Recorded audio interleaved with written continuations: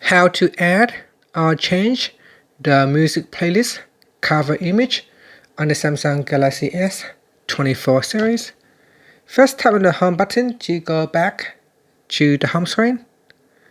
Now on the home screen, swipe up to go into the apps screen. In here, open up the music app.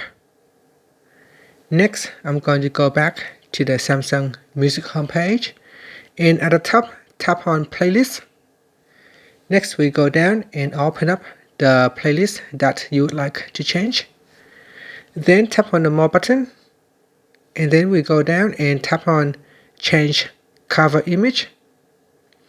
And in here, you can use the camera to capture a picture, or you can tap on Gallery, and from the gallery, select one of the available image.